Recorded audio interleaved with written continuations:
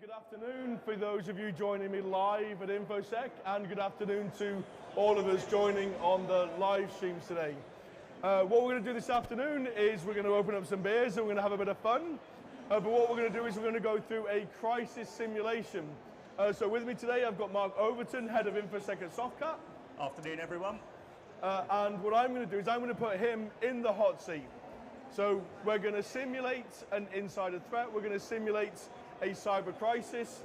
I'm going to set the scenario, and then we're going to mark some options, and he's going to have to pick the right option. You also get a chance to play along with this. So at the top of the screen on the barcodes in front of you, if you head to play.immersive labs.online, enter that code, you can vote along. And what we're going to do is we're going to go with you. Whatever option you vote for is the way we're going to go. So you are in control of this entire journey. So if you all start to get set up, there's the code. The code will be at the top the entire way through, and I'm going to get us on our way. So Pharma, that's our organization, a multinational pharmaceutical and biopharmaceutical company making strides in mental health. Its upcoming antidepressant Xilium takes effect within days instead of weeks, and is soon expected to ship across the globe. However, a competitor has just launched their own version days ahead of us using our unpatented biotechnology. So first of all, we're going to have a problem with the lawyers. They should have patented this. Few people know that formula, even fewer have access to it. So what we need to do is we need to try and figure out where this leak is from. So let's get things started. So like I said, we've just released this drug Xilium. It's about to go public, and it's ended up in the hands of the competitor. You begin to process how to resolve this problem. I'm interrupted by a knock at the door, my favorite thing when I'm working. One of our security employees tells us Pharma's website is being hit by a denial of service attack. This is our public facing site, and the build up to a big drug launch, we kind of need to make sure that we're online. So we've got a few options. I'm going to open the vote. So we can either focus our resources on the DOS attack, we can immediately assemble our incident response team, or we can go straight to the heart of the problem and start bringing in a legal process. Mark, what are you thinking? Well, I'm thinking we know we've got a denial of service attack. Like, comms is always really important, and if we know that's actually happening, it's definitely front of mind for me. What can we do about that? Can we start getting the teams working on solving that? Assemble your incident response team. For me, that's always the first step in these situations. It sounds like it's going to be a really complicated incident, and I think that's, I can't solve it on my own. I need to bring the team in. So that's where I'm going. Initiate a legal process. I'm not sure we know enough right now. Kev, I don't know, what are your thoughts? Yeah, so it's really interesting. So in actual fact, what you'd find yourself is you'd be doing one or more of these at any one time. What we're looking for here is we're looking about driving conversation. So we wanted to be asking those kinds of questions. So when we say, let's assemble an incident response team, who's in that team?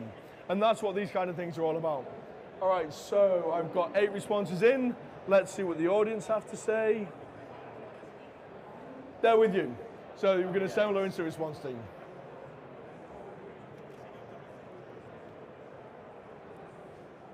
So that was a good answer.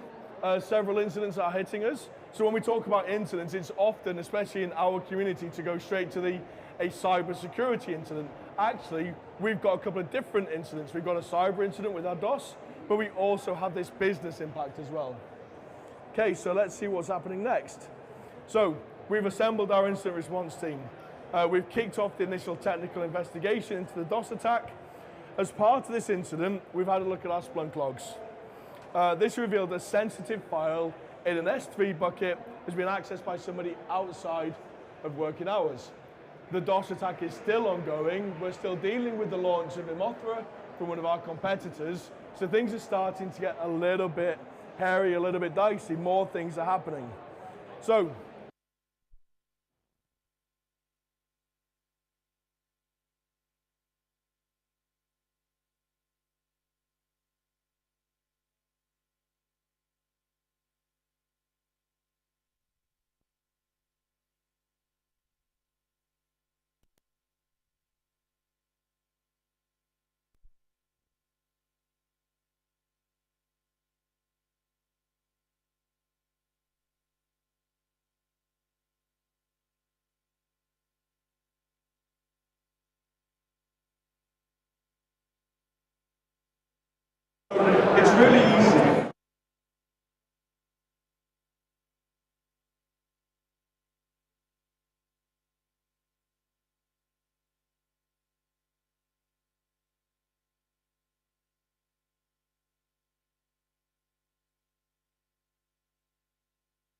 I came to you and said, actually, I think I'm going to challenge you.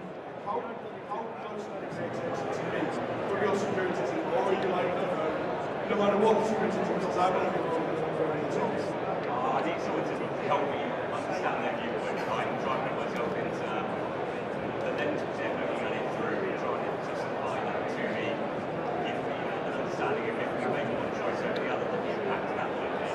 So, always welcome to be challenged by the team, but at some point you've got to just make a call on things as well, right? You do, absolutely. And I've met a number of CISOs who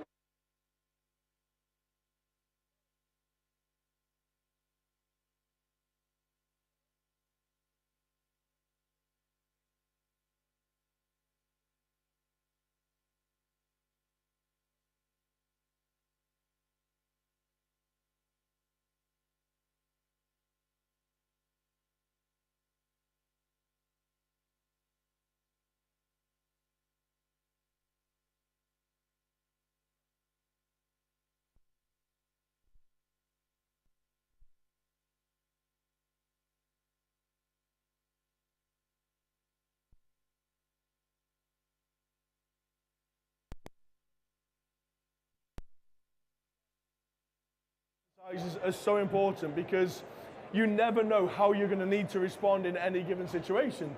So putting yourselves in these tough, asking those difficult questions means that should you ever be unlucky enough to find yourself in a situation, you're going to be much better placed to understand why you would make a decision. However, you are both wrong. The audience have agreed that, so let's carry on. So, a review of our Splunk logs reveals the S3 bucket was accessed by somebody outside of our core working hours. We've discovered the credentials used by the attacker to access that S3 bucket, and we've remediated that.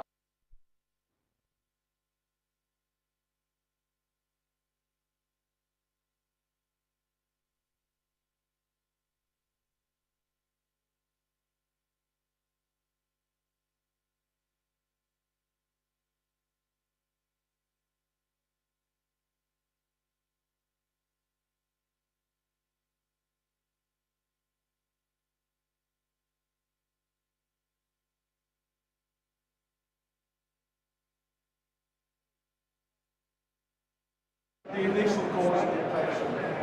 We get to engage internal comms. Let's talk to our own staff to make sure they're happy with what's going on. Or do we start bringing the lawyers in once again? It's a hard situation, right? It's a wicked problem to solve. Have we got many comms at this point? I'm starting to wonder if we've already sent out internal comms. Comms are really important, and if we've not been communicating amongst the business, that's going to be the top priority. So, as it turns out, we have not been doing a lot on internal comms. And actually, if you have a look at our internal Slack channels, we've got our own staff questioning whether we're still going ahead with the launch. So, now we have a competitor that's launched ahead of us, potentially compromising our IP. We've got a DOS attack that's can't start to settle down, but it's still in the background. We've got sensitive files that are leaking and our own internal staff. It's starting to get a little bit worrying now. So, no, we have not put out any internal comms, or at least as far as our staff are concerned, they haven't seen it.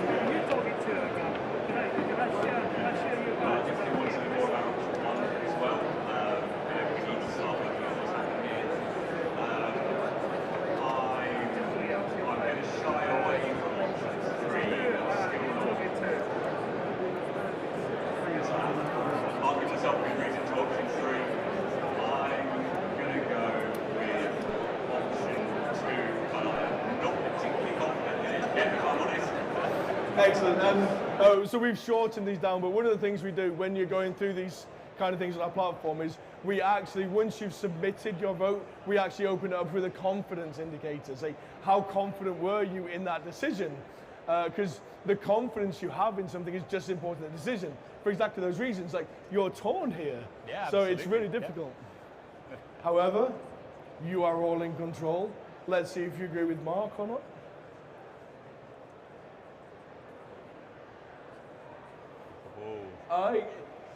Click. I mean, at least I'm not on my own. Who's the lawyer in the house? Yeah, so and again, it's really difficult. So let's see where we go from here. So we're going to go with you. We're going to investigate that initial attack. Let's have a look. It's just time to sit down and have a coffee, I think, really. Okay, so we've gone and done this deeper investigation. We've taken a closer look at things. The Splunk results have enabled us to identify the workstation. So we're getting closer to figuring out who's responsible for this leak, where those credentials have come from. Sam George, apparently, is one of our sales reps, and it's his account that's been compromised. He's currently enjoying a generate bonus as a result of 120% above target. This is surprising. As part of this investigation, we discovered a rubber ducky. So those of you not familiar with a USB rubber ducky, it's a small USB stick that is basically a remote keyboard. When you plug it in, it loads malware onto the device. So we found a malicious USB stick on Sam George's desktop. So Sam's looking a little bit in a precarious situation right now. So we can see Sam wasn't doing very good, and then all of a sudden, he's suddenly picked back up again. He's doing pretty well right now. Although it's definitely his station that's compromised. So, our options. So, HR investigation. Let's interview Sam and find out what they're doing. Let's just get rid of Sam. Obviously something's wrong there. Let's just fire him on the spot. Or let's go the more technical route and let's have a look at that USB rubber ducky. Or sit and wait. We keep monitoring Sam. We don't take any immediate action. And as he is our highest performing employee, so we don't really want to rub him the wrong way if he is doing good stuff. So those are your options. So where are you going? I like option one. Going to an immediate dismissal without sitting down with the employee, trying to find out more information about what's happened here. You know, he might be our best source of information at this point about what's led to this incident. So I'm not going to immediate dismissal. I think that sounds like it's on the cards, but sort of jump there right yet. I mean, I want to analyse the rubber ducky. I'm a techie at heart here as well, and if there's something technical in front of us that can potentially yield more information, then brilliant. And you know, the nice thing when you analyse something technical is you can't lie. And I'm definitely going to be thinking about that in whatever Sam might tell us could be a part of. So I'm going to go with analyse the rubber ducky, I think. Kev, how about you? Well, before I do that, I'm just telling you, sit and wait. What are the dangers in just sitting and waiting? Like, is that ever a good idea? Not for me. No. I think there's always something which you can be getting on with. I mean, it's not one for me on this one. Why would you do it?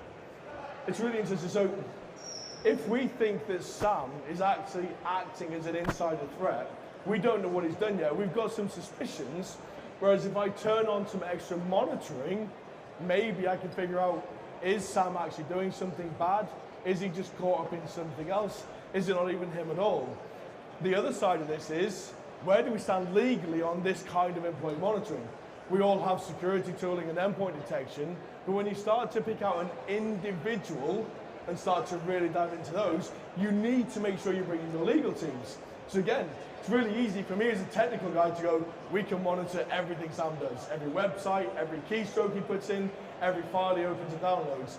But actually, you need to make sure that you've got that legal stuff. Because if we do start going into options 1 and options 2, Sam's going to be, well, how did you know this? It's like, oh, because we were spying on you while you didn't know. So making sure you've got those legal things in place. Again, techie, people lie. It's a sad case, especially if you catch them in the lie. You're absolutely right. The rubber ducky isn't going to lie. It's going to tell us exactly what's happening. That's where I'd be going. However, they're in charge.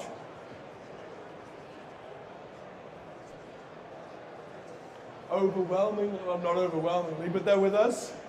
18% of you just not happy with Sam, just get rid of him straight away. I like where you're going. The problem there is you no longer know what's happened because Sam is not going to be talking to you anymore, and you've probably got unfair dismissal lawsuits coming at you. Okay, so that rubber ducky. Okay, the investigation has revealed a malicious payload was in fact deployed on the workstation via that USB device. This is a critical step in the investigation process, as we now have a second piece of evidence pointing at Sam George. So we know his account was used to access those files outside of ours, and we know that he's got this malicious USB stick which is programmed in. We also know that Sam is a sales engineer, and this is a relatively technical piece of kit.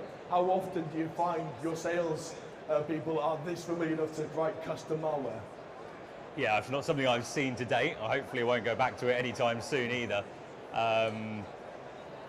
At this point, I think even if Sam maybe didn't do this knowingly, there's enough of our policies that he's contravened by plugging in an unknown item into our network that I would be taking a pretty hard line. Yeah, okay, let's see what our options are. So, we've got more evidence. We're back to dismiss the employee.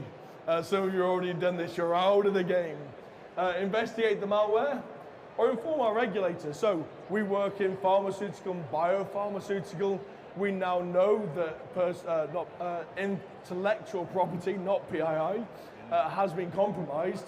Do we now have to think about informing our regulator? Well, I know very little about the pharma industry, sadly. If it was PII, then I would quite, in this type of scenario and knowing that PII could be a risk, I would talk to them pretty early on. There's nothing wrong with reaching out to the ICO and letting them know you're investigating something, so you make sure you reach that 72-hour timescale, whilst not giving them a huge amount of information, saying, look, we're working on this, there may well be an incident. Because I don't know about Pharma, I'm going to overlook that one, and we do need to investigate the malware very clearly, but at this point we need to get rid of Sam, so I'm number one all the way. Yeah, and it's an interesting point. So we say dismiss Sam, like we put you in these wicked problems. Is there an alternative where we don't fire Sam, but we revoke all his access, maybe lock him in a room while we do the investigation? What are your thoughts on that? Yeah, and I'd probably like that as an option. As you say, you need to get him away from systems. You don't want him causing any more damage, and right now he's the best lead we've got on what's resulted in this incident. I'd seek advice from our legal, from our HR teams. It's completely showpiece soldering it, but that's what we've got them for. Yeah, and that's one of the things we like to focus on. So these kind of exercises, like they're used to running them either with your C-suite or with your technical teams. Actually, as we're seeing, we've had marketing issues, we've had legal issues, we've had security issues, we've had compliance issues. So you need to be running these exercises across a wider range. All right, so you're going option two. We're going to investigate the malware. No, sorry. No, sorry. One. We're going one. We are getting rid of Sam George or locking him in. Are we? Or locking him in a room. Let's find out. Oh. No, nobody is with you today.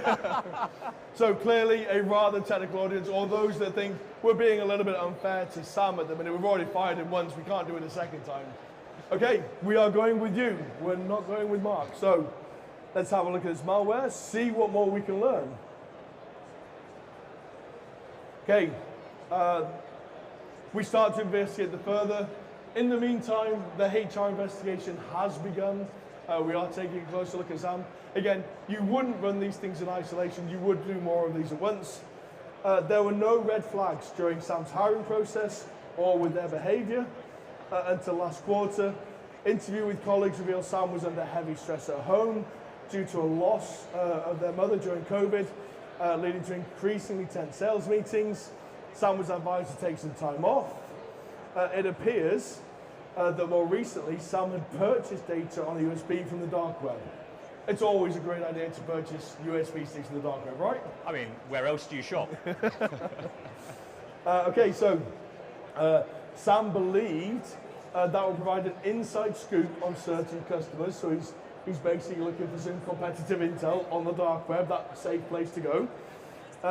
The employee is dismissed. Like you said, at this point, there's more than enough things he's broken, and going to the dark web is just a big no. So there's another critical legal aspect, the fact that Llama Pharma's intellectual property was leaked. Although financial analysis is still being conducted, the ultimate cost in revenue will reach hundreds of millions of dollars. Armed with this information, we have some difficult legal decisions to be made. Now, I appreciate you're not a lawyer. Thankfully This is so. not legal advice. However, I am going to put you on the spot and I'm going to make you pick one. So, are we going on the offensive? Are we just going to, legal teams, go after other legal teams? Are we going to err on the side of the caution? Are we going to go to law enforcement? Intellectual property has been stolen from us. We know this to be fact. Or are we going to just set the wheels in motion? Let's talk about our shareholders. We are a public company. Let's position those. We've got the potential fallout from dismissing Sam, who was arguably a patsy in this. So where are we going from here? I like both 1 and 2. I think erring on the side of caution at this point is it's not one you sort of want to take some hard choices, get the wheels in motion. I like option 3. I think you've got to be mindful of those stakeholders in your business, and if you're a publicly traded company, then your shareholders are such a key stakeholder that you've got to start preparing to communicate with them and do what you can to support them. So I'm going to go with option 3 because I have no idea what my legal offensive would look like. But maybe if we've got some lawyers, maybe they might feel that they can have more of an impact. Do I have a lawyer in the crowd? No? No.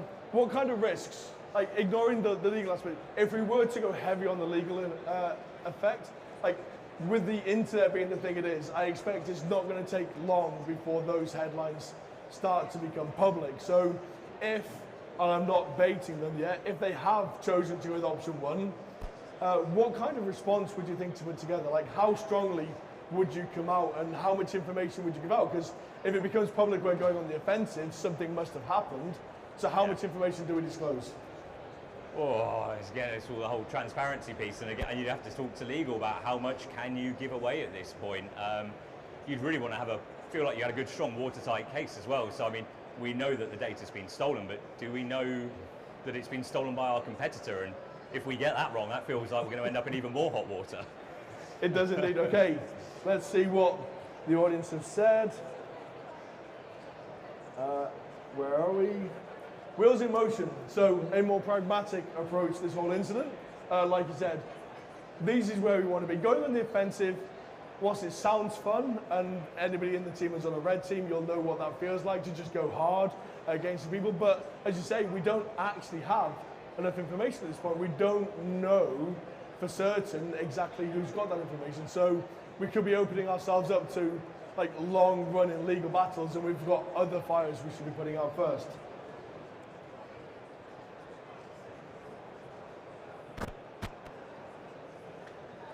Okay, that's done. We've set all those wheels in motion. We've taken a pragmatic view. Sam is fired.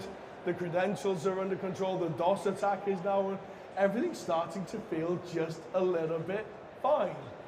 Until it turns out we've received hundreds of emails from confirmed investors asking questions about the competitor launch. In addition, the dismissed employee, Sam, is not too happy. They blame their simple mistake on the aggressive sales culture of Pharma, have had their grievances on social media, everybody's favorite place to troll, Twitter. The post has acquired over 100,000 retweets in the last hour. It's going a little bit viral, and we can see there, Sam is really not a happy chappy and has nothing nice to say about us, bringing in the fact that his mother passed away. He's apparently had no sympathy from us. Okay, so let's see what our options are here. Okay, so focus on the shareholders. A detailed and private shareholder briefing just for them. Let's bring them up to speed. We appreciate that is eventually going to become public. There's no way we can keep it there. Respond to Twitter posts. Let's get the marketing team on that. Tell them it wasn't our fault. The customers need to know that. Transparency is key. So a nice press statement going into everything, or sweep it under the carpet. Nothing to see here. Absolutely not, right?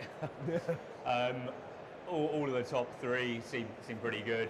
I think you can't focus on one group. You will have more stakeholders than just the shareholders. They are an important stakeholder, but when I think about the stakeholders at Softcat, it's it's our employees, it's many more people, our customers. It's not just the shareholders. Social media savvy, again, you'd hope again that you had a team who could get out there and start doing that whilst you're doing everything else. It's so important these days. We see it time and time again in InfoSec incidents and people being called out on there. You need those comms, but given that option 3 feels like a nice all-rounder, and I can try and get a very clear press statement that sounds nice to me, get it out in front of everyone, and then I guess actually once that's out there, then more people around us can start drawing attention to that, helping communicate that message which has been put out. So I'm happy with that one. Yeah, absolutely. It allows us to set the narrative, and that's a really important thing. So, and we'll notice like across the whole world of InfoSec, transparency is starting to become more of a thing. We're starting to see more companies be open about how they were compromised and the steps they're taking, because it's all about trust at this point. This is what we're doing here. We're building trust. Yes, something happened to us, but we're resilient and we're building through it. Okay, you confident? I'm confident on that one. Are you confident they're going to go with you? I really hope so.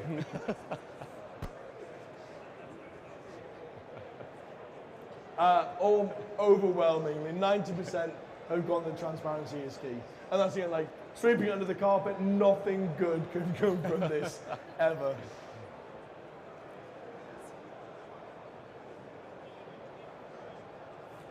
Post-dinner drinks, post-dinner drinks. Following the NIST response framework, we turn our attention to the wider recovery objective, and which the following do you prioritize? So again, you would do more than one of these. My challenge to you is, which of these is the most important from your perspective?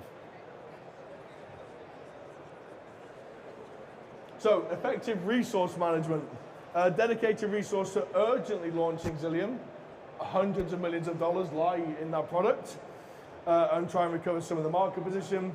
Look after our own, so build employees' trust, morale and engagement. They've been affected by this. They will have been affected by Sam George leaving. They will have been affected by the poor communication early in that incident. Do we go for an image revamp? This is, my old company did this. They decided just to rebrand themselves after there was an incident because then nobody will know it was you. Or do we go like the whole hog, like post-crisis review, remediation, like go straight to a hot wash? I feel a little bit unfair given I've seen been to one of your events in the past, and I know any Immersive Labs crisis ends with a post-crisis review. So absolutely, and it is right. I think about when we started the security team at Softcat, how often we would have an incident but then not take the time afterwards to actually do the lessons learned from it, and the hours and days that pass, the opportunity for that learning it really erodes very, very quickly. So I'm absolutely on option 4. Look after your own, though, really resonates with me here as well. Like so many, Softcat's an employee-first culture. We think if we have happy employees, that they'll then do an excellent job for the interests of our other stakeholders. And they've got to be feeling pretty rubbish at this point. I mean, you would expect them to be on job boards. If we've lost our piece of IP that is the foundation of our company, that's my number 2 on this one. Yeah, and we talk about at Immersive, we talk about human cyber capability. So you can have all the technology in the world, but it's your people, your humans, and your processes that you've got to rely on. So it was those SOC analysts that did those investigations. So we need to make sure they're happy, because if they all jump ship, like you said, like we're going to be in a much worse position. So this is not a which of these would you do, it's how do you prioritize these. And yeah, between 2 and 4 is where I'd be leading as well. Let's see where the audience go. Apparently they don't care about their staff. I did give it away, didn't I? Yeah. So, and you're absolutely right. Like, you've got to go through those review processes. You've got to do those lessons learned, those lessons identified. Okay, so my final challenge to you then. So, we've had a DOS attack, we've had malware, we've had USB rubber duckies, we've had Sam George, and we've had communication failures. Which of those do you think was the worst for us? Like, which hit us the hardest? Run those past me again. So we've got Sam George, who's on the dark web looking for his stuff. We've got a DOS attack. We've got USB policies letting people just stick USB sticks in, and then we've got the whole communications plan. It's really tough. It's a wicked question for sure. I mean, I definitely, again, the techie part of me wants to put technical controls in. Always want to strengthen those technical controls. And I don't know, for assuming we've got a lot of information security professionals in here, many of you will know that no matter how hard you work on the employee, that we can all be fallible at some point. So as much as you can focus on educating the employees, it's never going to be 100%. And really, we want those technical controls to help avoid people, slipping up, protecting both the company and them in their roles. Communications, it's always so important. Did we communicate well throughout this exercise? I think, again, we're fairly biased because I deliberately designed this exercise, so there was no communication for you to go up against. So I think we as an audience and yourself, I think we hit those points. When we realized that something was wrong, we picked up on it. But it's really easy to forget that effective communication strategy has got to be a part of it. Now, we are over time. I want to thank Mark for jumping in the hot seat and doing a good job with those questions. Thank you all here. Thanks everyone in the live stream. And I think we're going to do a draw. Yeah. Thanks, Kev. Mark, one more task for you. All right. Who have we got here? Colin Brooks from Hallwood House. Colin Brooks. Oh, what's the procedure in this? All right, congratulations, Colin. We will send that off to Colin.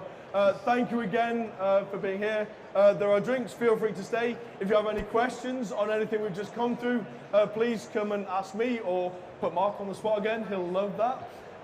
If you want any demos, and we'll be doing this again tomorrow. So thank you very much.